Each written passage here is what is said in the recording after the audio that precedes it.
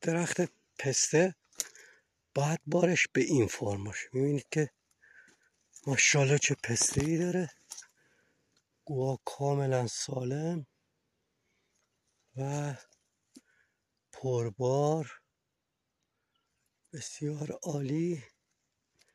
درخت باید به این فرم بارش بیاد پایین، محصولش بیاد پایین. میبینید که با کاملا سالم و هر شاخه ای هم که نگاه کنید 2 تا 3 تا خوشه پسته روش هست.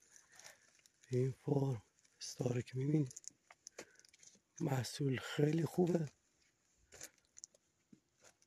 این باغ خودمه، اینم محصولش دیگه، محصولش بسیار عالی.